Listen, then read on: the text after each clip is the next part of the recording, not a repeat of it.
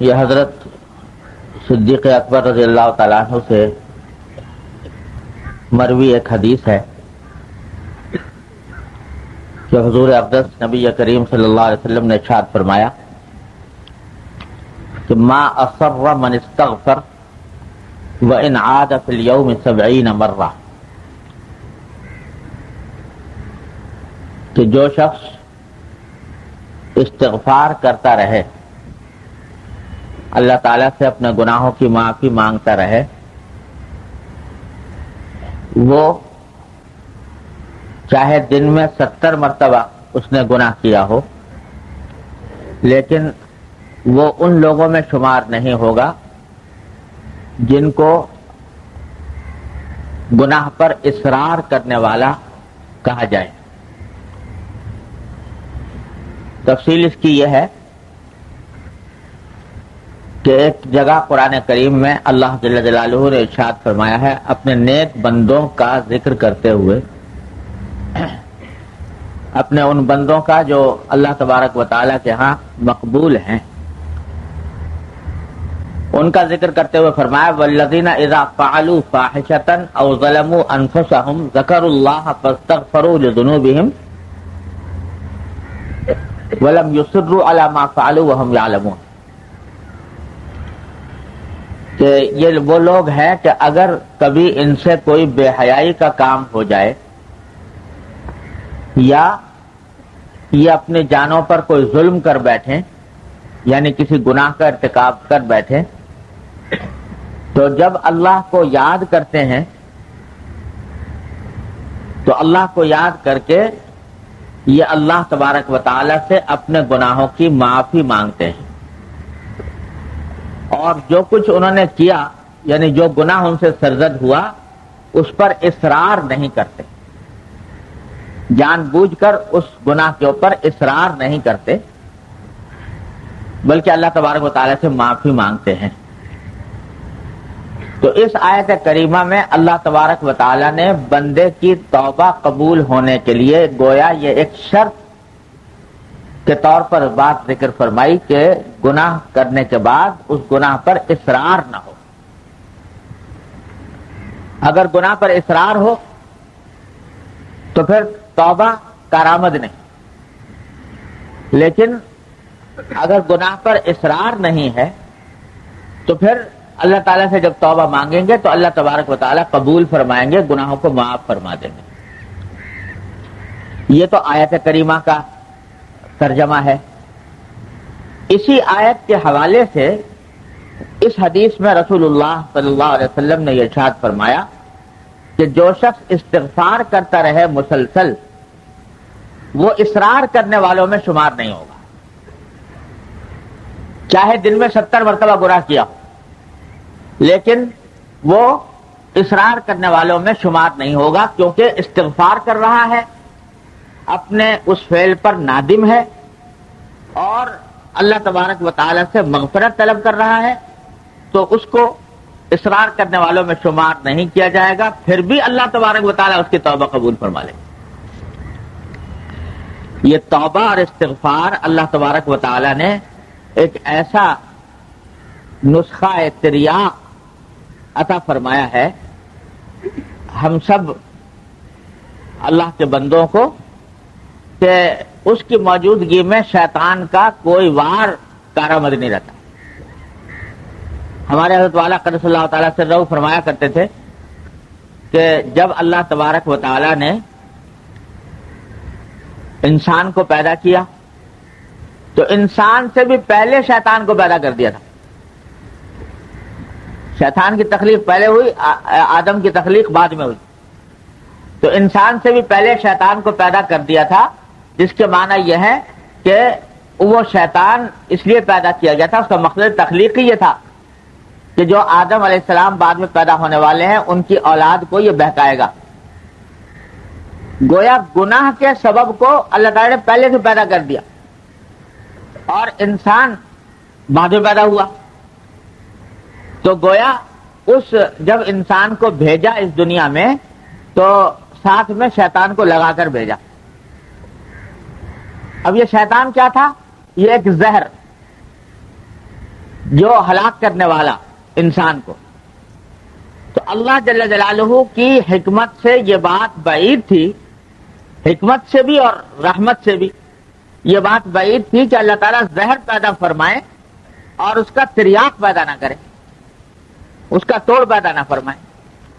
تو اللہ تبارک و تعالیٰ نے زہر بھی پیدا کیا، شیطان اور نفسانی خواہشات، یہ زہر ہے.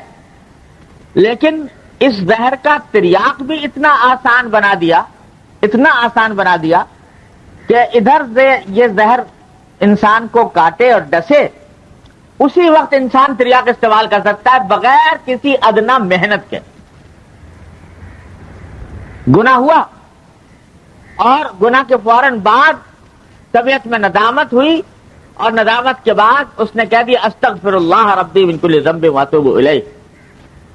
بڑے سے بڑے گناہ کا تریاق ہو گیا، زہر کا تریاق ہو گیا. کوئی چیز اللہ تبارک تعالیٰ نے مضر ایسی پیدا نہیں کی، زہر ایسا پیدا نہیں کیا جس کا تریاق نہ بنایا ہو، اور تریاق بھی آسان. میں ایک مرتبہ ایک سفر میں تھا جنوبی افریقہ کے. تو جنوبی افریقہ کا مشہور شہر ہے کیپ ٹاؤن. تو وہاں سے کیپ ٹاؤن کے شہر سے باہر نکل کر ایک مرتبہ ہم جا رہے تھے ساحل سمندر کی طرف، اور وہاں پہاڑی علاقہ ہے. تو ایک پہاڑ کے اوپر سڑک پر جا رہے تھے. تو جاتے جاتے دیکھا کہ بڑا اچھا منظر ہے، بڑا خوبصورت، اور کچھ شاید نماز بھی پڑھنی تھی. تو ہم نے گاڑی کہا کہ ذرا روکیں اور تھوڑا سا اس منظر سے بھی لطف اندوز ہوں، کچھ نماز بھی پڑھے. گاڑی روکی تو دیکھا تو سڑک کے کنارے ایک انتہائی خوبصورت پودا، انتہائی خوبصورت پودا لگا ہوا ہے. اس کے اوپر بڑی خوبصورت پتیاں آ رہی ہیں. تو اتنا خوبصورت معلوم ہوا کہ حالانکہ مجھے کچھ زیادہ ذوق بھی نہیں ہے پھول پھلواری کا، لیکن اتنا خوبصورت معلوم ہوا کہ بے ساختہ طبیعت چاہیے کہ اس پتے کو جا کر توڑ لوں اور اس کو اپنے ساتھ رکھے. جب میں اس کی طرف بڑھا اس پتے کو توڑنے کے لیے، تو ہمارے جو ساتھی تھے وہیں کے رہنے والے، وہ چیخے، کہا کہ حضرت آپ اس کو مت چھوئیے. میں نے کیوں بھائی؟ تو کہنے لگے کہ یہ بڑا خطرناک پودا ہے. کیسے خطرناک ہے؟ کہ اگر آپ اس کو چھوئیں گے تو جو آدمی بھی اس کو چھو لیتا ہے تو اس کا اثر ایسا ہوتا ہے جیسے بچھو کے کاٹنے کا. اس کو چھونے سے ہاتھ کے اندر زہر دوڑ جاتا ہے، اور زہر دوڑنے سے سارے جسم میں یہ کیفیت ہو جیسے کسی بچھو نے کاٹ لیا. تو اس واسطے آپ اس کو قریب میں مت جائیں. میں بڑا حیران پریشان، اتنا خوبصورت پودا اور اتنا خطرناک کہ آدمی ہاتھ لگائے اور ہاتھ لگاتے ہی اس کے جسم میں زہر دوڑ جائے.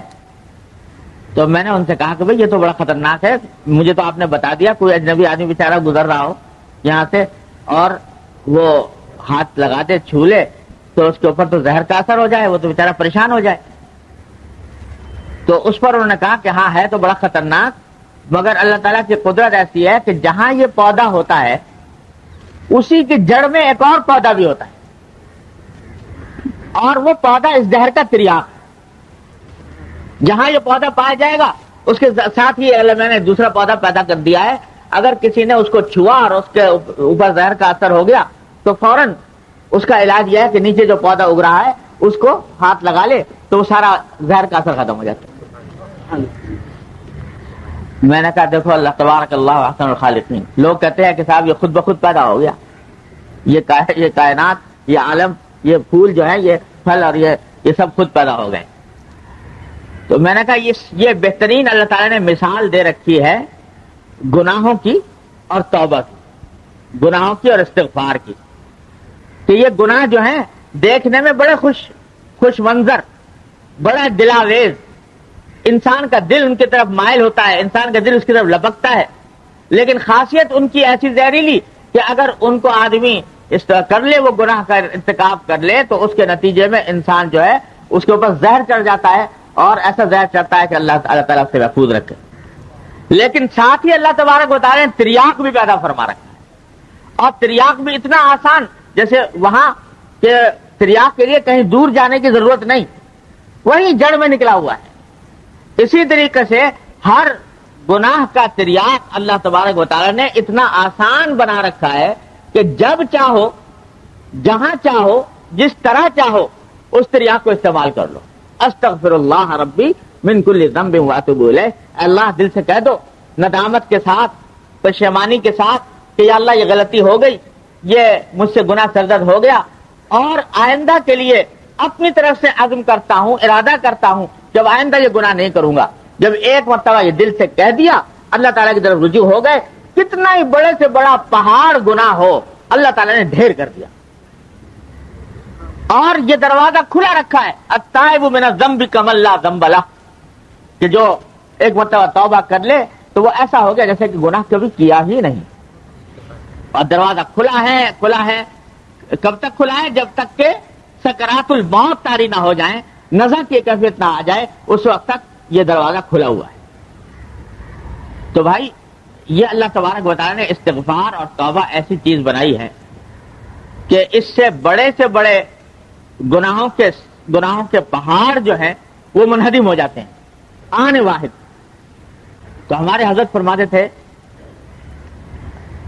اللہ تعالیٰ ان کے درجات بلند فرمایا کرتے تھے کہ بھائی یہ جتنا گناہ ہے نا، یہ بھی آخر کس نے پیدا کیے؟ پیدا کرنے والے تو اس کے اللہ جل جلالہ ہی ہے۔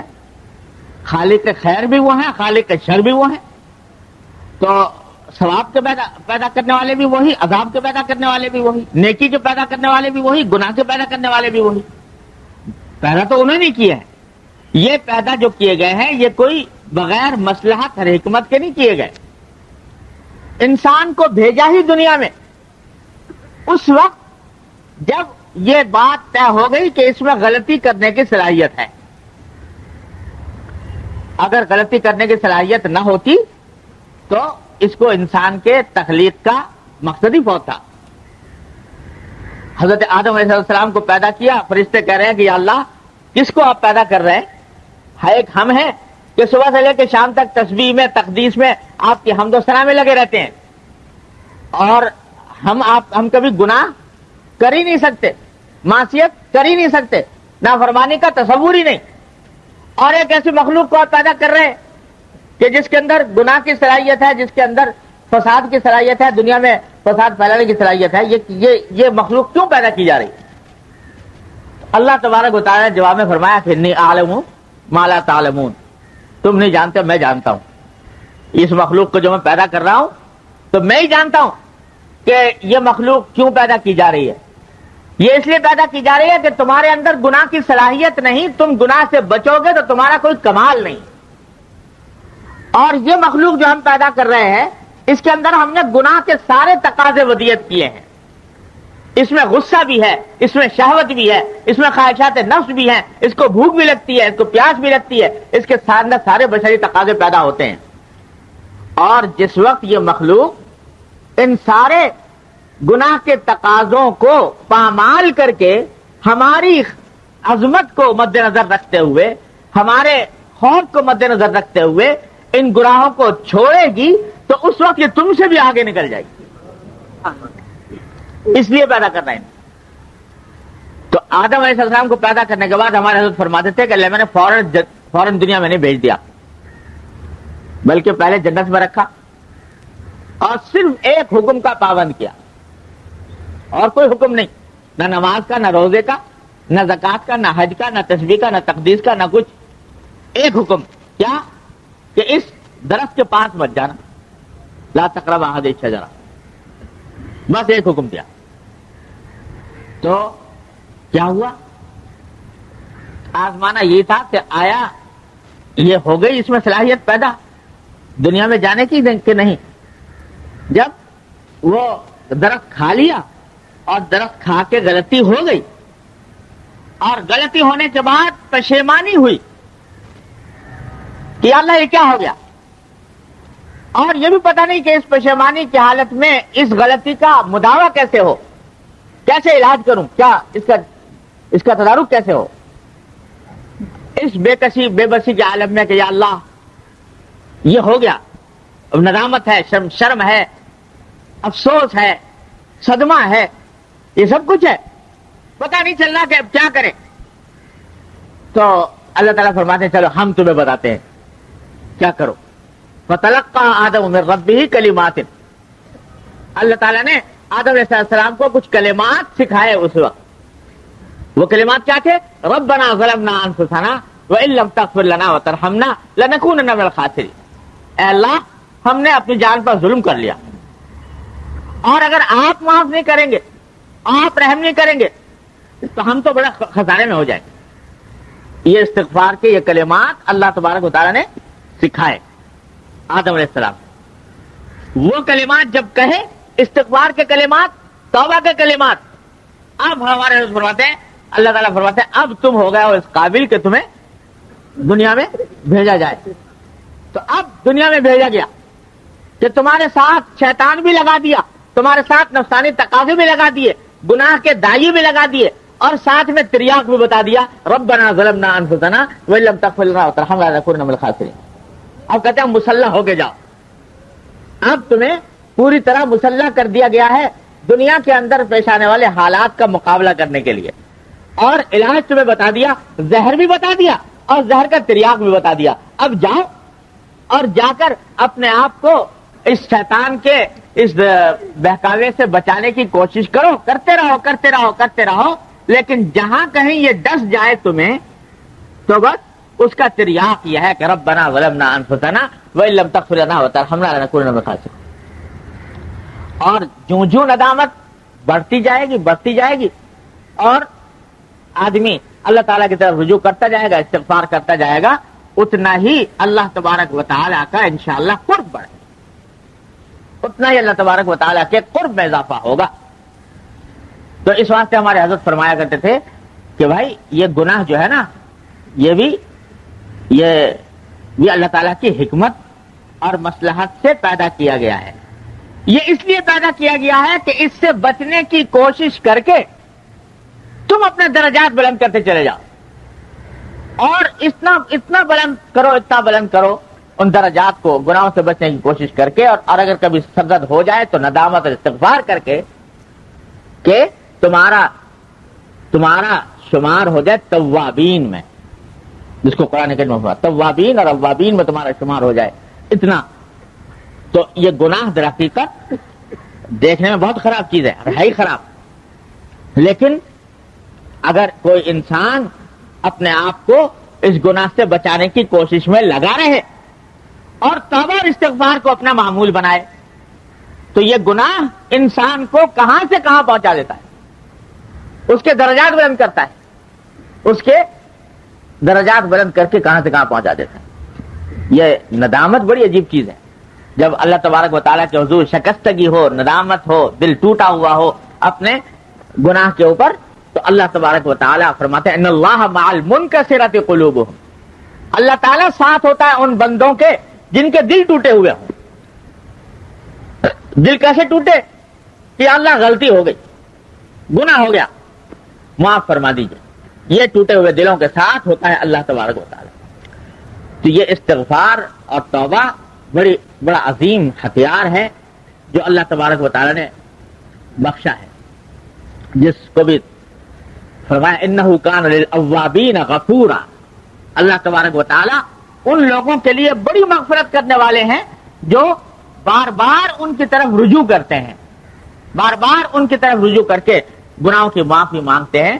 ان کے لیے اللہ تعالیٰ بڑے غفور و رحیم. اللہ ہمارے حضرت بابا صاحب، حضرت بابا نجم حسن صاحب قدس اللہ تعالیٰ سبحانہ، اللہ تعالیٰ ان کے درجات بلند فرمائے. تو عجیب بزرگ تھے. ایک دن میں ان کے پاس بیٹھا ہوا تھا، ایک نوجوان آدمی آ گیا، کوئی نوجوان تھا بالکل، اور پہلی بار شاید آیا تھا، کسی اور مقصد سے آیا ہوگا. اب یہ اللہ کے بندے جو ہوتے ہیں یہ اس فکر میں رہتے ہیں کہ جو بھی کوئی شخص آئے تو اس کے کان میں کوئی ایک بات ڈال دی جائے، چاہے مختصر سی ہو، اور وہ بات ڈال دیں تو کبھی نہ کبھی بزرگوں کے طرف سے ڈالی ہوئی بات جو ہے وہ کبھی نہ کبھی اثر انداز ہو جاتی ہے. اور بعض اوقات انسان کی زندگی کی کایا پلٹ دیتی. اور اللہ تعالیٰ ہی دل میں ڈالتے ہیں ان بزرگوں کے کہ بھائی اس وقت اس آدمی سے کیا بات کہنی چاہیے, اور وہی سبب بن جاتا ہے بعض اوقات انسان کی زندگی کے انقلاب کا. تو وہ نوجوان آیا, تو جب وہ جانے لگا اس نے کہا کچھ دعا کی درخواست کی کہ حضرت کچھ دعا فرما دیجیے. تو اس کا ہاتھ پکڑ کے جواب دے کے فرمانے لگے کہ میاں ایک بات بتاتا ہوں, وہ یہ کہ رات کو بیٹھ کے ہاں یہ فرمایا کہ لوگ سمجھتے ہیں دین بڑا مشکل کام ہے, دین پر عمل کرنا بڑا مشکل کام ہے. ارے کچھ بھی مشکل نہیں. اور ایک نسخہ بتاتا ہوں تمہیں کہ رات کو بیٹھ کے تھوڑی دیر توبہ کر لیا کرو. رات کو بیٹھ کے تھوڑی دیر توبہ کر لیا کرو, یعنی سارے دن جو کچھ غلطیاں ہوئیں, گناہ ہوئے, ان سے اللہ تبارک و تعالیٰ کے حضور توبہ مانگ لیا کرو. بس ایک جملہ اس کے کان میں ڈال دیا. اب غور سے دیکھو تو یہ جملہ ایک ایسا نوجوان آدمی جس کو ابھی تک دین کی کوئی فکر پیدا نہیں ہوئی, غفلت میں ہے, اس کو کوئی آدمی دوسرا آدمی کہے کہ بھائی پہلے تو نماز سکھاتے اس کو, یا اس کو کچھ قرآن سکھاتے, کوئی اور فرائض و واجبات کی تعلیم کرتے. لیکن یہ بزرگ جو ہوتے ہیں یہ جانتے ہیں کہ کس آدمی کو کس طرح قابو کرنا چاہیے. ایک دم سے اگر اس کو بتا دیں کوئی لمبی چوڑی بات کہ 5 وقت کی نماز پڑھا کر مسجد میں آیا کر, تو یہ بات جو ہے وہ اس کے اوپر اثر انداز نہ ہو اور وہ اس کو مشکل سمجھ کے بیٹھ رہے. لیکن اگر اس نے اس پر عمل کیا, مجھے نہیں معلوم بعد میں کیا ہوا کیا نہیں ہوا, لیکن اگر اس پر عمل کر لیا ہوگا کہ روزانہ بیٹھ کے توبہ کر لیا اللہ تبارک و تعالیٰ کے حضور, تو یہ توبہ ممکن نہیں ہے کہ اس کو رفتہ رفتہ کھینچ کر پورے دین کی طرف نہ لے جائے. ہو نہیں سکتا. اگر کوئی آدمی اس کا معمول بنا لے کہ رات کو بیٹھ کے اور جو چاہے کرتا رہے, لیکن رات کو بیٹھ کے توبہ کر لے اللہ تبارک و تعالیٰ سے, تو رفتہ رفتہ یہی توبہ اس کو انشاءاللہ کھینچ لائے گی, ایک نہ ایک دن کھینچ لائے گی دین کے پورے احکام کی طرف اور تمام فرائض و واجبات کی طرف. یہ ایسی چیز. تو توبہ معمولی بات نہیں. اس کے معنی ہے کہ آدمی کے دل میں ندامت پیدا ہو گئی اور وہ اپنی غلطی پر, اپنے کیے پر پشیمان ہو گیا, اور جب ہو گیا تو اس کے بعد اللہ تبارک و تعالیٰ کی طرف سے صرف رجوع بھی کر لیا تو اللہ تعالیٰ کی طرف سے فضل ہو ہی جاتا ہے. نظر بھائی انہی بابا نجم حسن صاحب کا شعر ہے, فرماتے ہیں, شعر بڑے اچھے کہتے تھے حضرت بابا نجم حسن صاحب رحمۃ اللہ علیہ, فرماتے ہیں کہ دولتیں مل گئی ہے آہوں کی, دولتیں مل گئی ہیں آہوں کی, ایسی تیسی میرے گناہوں کی. یعنی اللہ تبارک و تعالیٰ نے مجھے یہ آہوں کی دولت عطا فرما دی کہ دل میں آہ اٹھ رہی ہے, اللہ تبارک و تعالیٰ کے سامنے ندامت اور شمشاری پیدا ہو رہی ہے اور آہیں پیدا ہو رہی ہیں. اللہ تبارک و تعالیٰ کے سامنے حضور اسی طرح رجوع کرنے کی توفیق ہو رہی ہے. تو اب گناہ کہاں ٹھہر سکتے ہیں ان آہوں کے مقابلے میں, ایسی تیسی میرے گناہوں کی.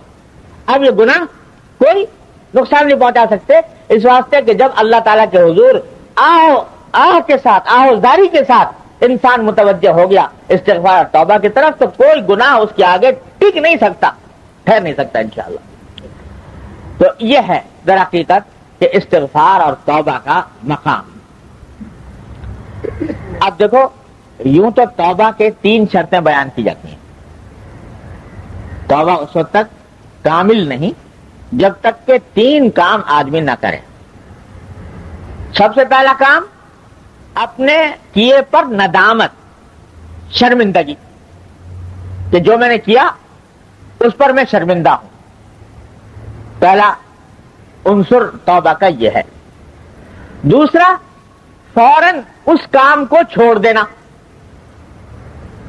کہ جو کیا وہ تو ہو گیا, اب چھوڑ دیا. تیسرا اس بات کا عزم,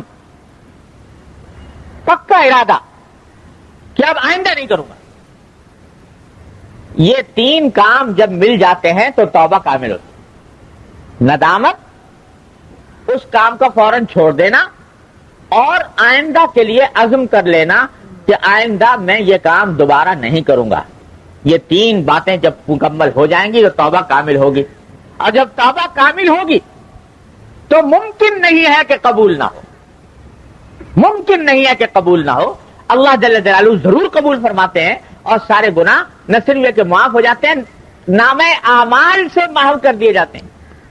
یہ بھی سمجھ لو، یہ بھی نہیں ہے کہ صرف معاف ہو گئے، اللہ میں نے معاف کر دیا، لکھے ہوئے تو ہیں تمہارے نامہ اعمال میں، لیکن یہ کہ چلو ہم تمہیں اس کا سزا نہیں دیں گے، عذاب نہیں دیں گے، نہیں نہیں، اللہ تعالیٰ کی رحمت فرماتی ہے کہ ہم نے تمہارے نامہ اعمال سے معاف کر دیے۔ ہماری رحمت سے یہ بعید ہے کہ جس گناہ کو ہم نے معاف کر دیا، قیامت کے دن حشر کے وقت میں اس کا تذکرہ کر کے، اس کا ذکر کر کے، اس کا اندراج کر کے تمہیں شرمندہ کیا جائے، یہ بھی ہماری رحمت سے بعید ہے۔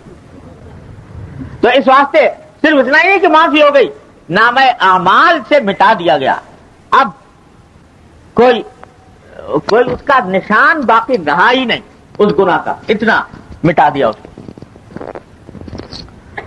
اللہ بلکہ میں نے ایک حدیث اپنے شیخ حضرت مولانا مسیح اللہ خان صاحب صلی اللہ تعالیٰ سے سنی، میں نے کسی کتاب میں نہیں دیکھی، شیخ سے سنی، کہ فرمایا کہ جب کوئی بندہ، اللہ تعالیٰ نے دو فرشتے مقرر کر رکھے ہیں، ہے نا، ایک نیکی لکھنے والا دائیں طرف اور ایک بدی لکھنے والا بائیں طرف، اور ہمارے حضرت فرماتے تھے کہ ان دونوں میں جو دایاں والا فرشتہ ہے نیکی لکھنے والا، اس کو اللہ تعالیٰ نے امیر بنایا ہے اس فرشتے کا جو بدی لکھنے والا ہے بائیں طرف، کیونکہ اللہ تعالیٰ کا حکم ہے کہ جب بھی کوئی کام اجتماعی